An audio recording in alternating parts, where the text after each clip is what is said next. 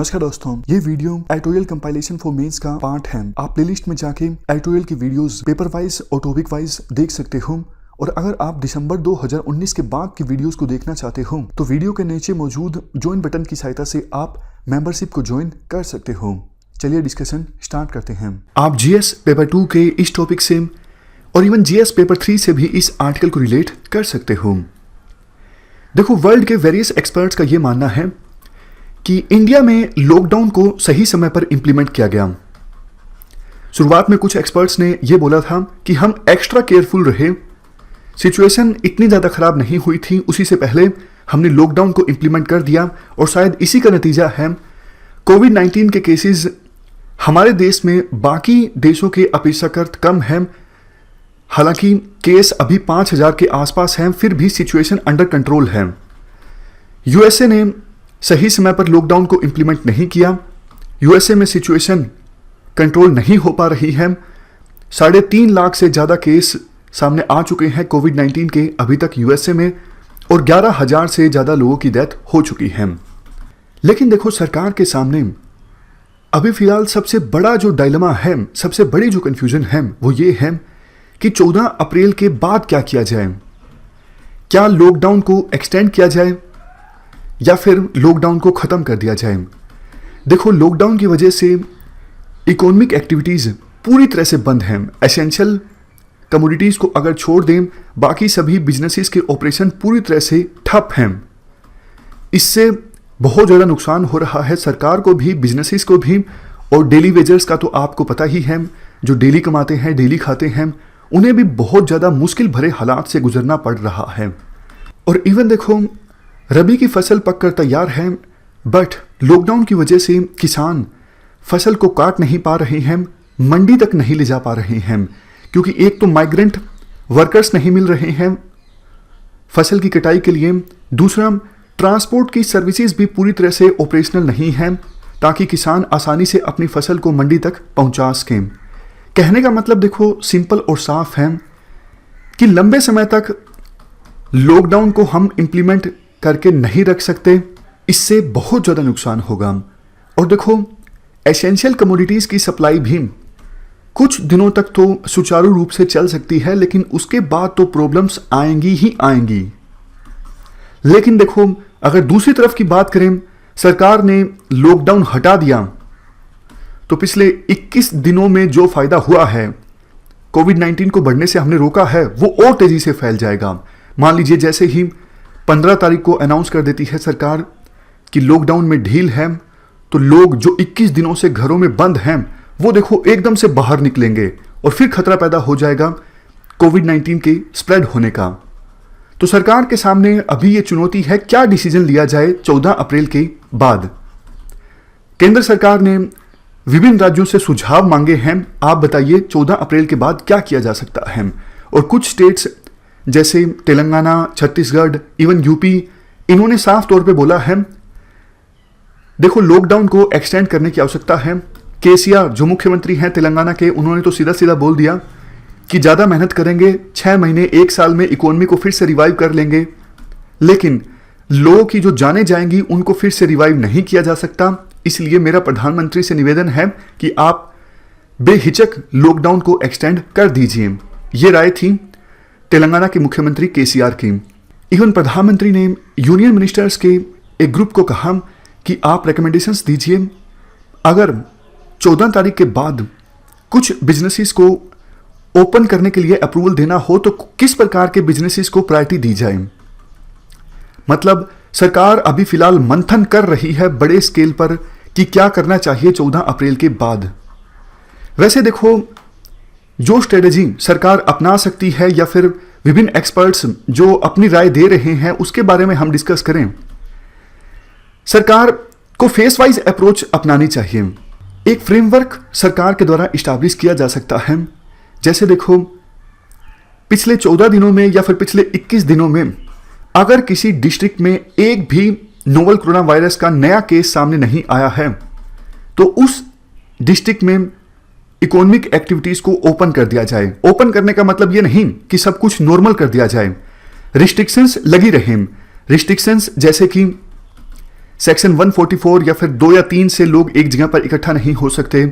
Restrictions जैसे कि school college जो रिलीजियस प्लेसेस हैं वो बंद रहेंगे पूरी तरह से, मतलब किसी प्रकार से लोग कहीं पर भी इकट्ठा नहीं होंगे।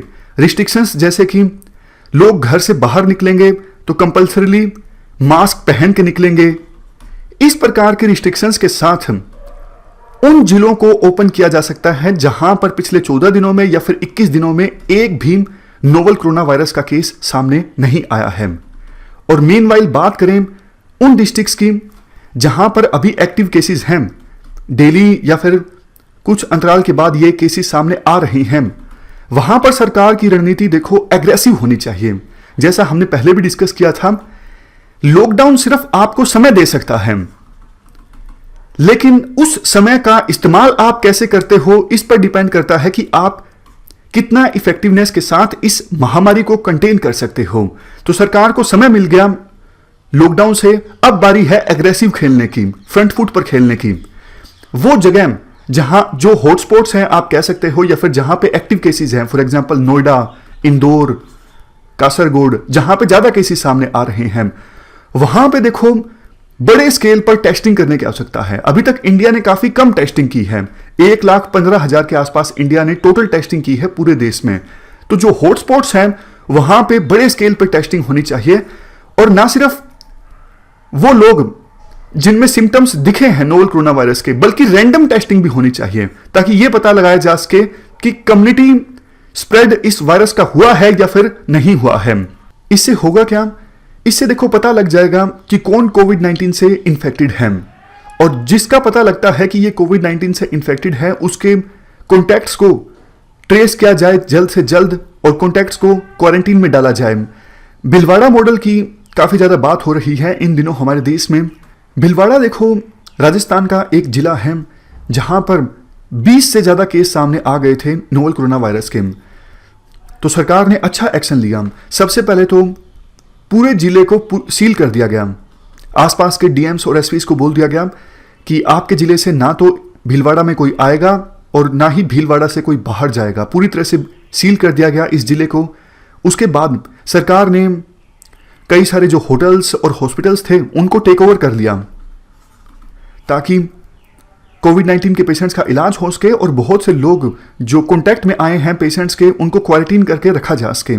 इसके बाद देखो भिलवाड़ा में हेल्थ वर्कर्स ने, जैसे लोकल लेवल पे जो आशा वर्कर्स होती हैं या फिर दूसरे हेल्थ वर्कर्स होते हैं, वो 6,50,000 के आसपास भीलवाड़ा में जो घर हैं वहां पर गई। उन्होंने ऑलमोस्ट 24 लाख लोगों की स्क्रीनिंग की। इससे पता लगा बड़े स्केल में किन पेशेंट्स में सिम्टम्स देखने को मिल रहे हैं। उन पेशेंट्स को अलग से क्वारंटीन करके रखा गया, आइसोलेशन में डाला गया। इसके अलावा भी बहुत सारे अच्छे मेजर्स लिए गए भीलवाड़ा में, जैसे एसेंशियल कमोडिटीज की सप्लाई का ध्यान रखा गया और कर्फ्यू को बहुत ज्यादा सख्ताई से इंप्लीमेंट किया गया। इसका रिजल्ट ये निकला कि भीलवाड़ा में अब नए केस सामने नहीं आ रही हैं। इसीलिए चर्चा हो रही है देश के बाकी हॉटस्पॉट्स में भी भीलवाड़ा जैसा मॉडल फॉलो किया जा सकता है। इसके अलावा देखो हेल्थ इंफ्रास्ट्रक्चर पर सरकार को बड़े स्केल पर अभी की सिचुएशन में खर्च करने की आवश्यकता है। आम दिनों में सरकार एजुकेशन पर, हेल्थ पर काफी कम खर्च करती है, लेकिन देखो अभी हेल्थ इंफ्रास्ट्रक्चर पर ज्यादा भी खर्च हो जाता है तो वो काम ही आएगा। सरकार को डरना नहीं चाहिए, सरकार को हेल्थ पर काफी ज्यादा खर्च करना चाहिए, क्योंकि लॉकडाउन थोड़ा भी आगे बढ़ता है फ्यूचर में तो उसकी इकोनॉमिक कॉस्ट इतनी ज्यादा है कि हेल्थ इंफ्रास्ट्रक्चर पर थोड़ा बहुत ज्यादा भी खर्च कर दिया तो वो बहुत कम है। सरकार को यह भी चाहिए कि ये सब जो चीजें हैं, जैसे medical grade mask, gloves, gowns, ventilators, testing labs, इनकी मैन्युफैक्चरिंग कैपेसिटी बढ़नी चाहिए। ना सिर्फ इनकी हमारे देश में कोई प्रॉब्लम ना हो, बल्कि अगर जो बैडली अफेक्टेड कंट्रीज हैं उनको भी अगर एक्सपोर्ट करने की आवश्यकता पड़े तो उनको एक्सपोर्ट किया जा सके।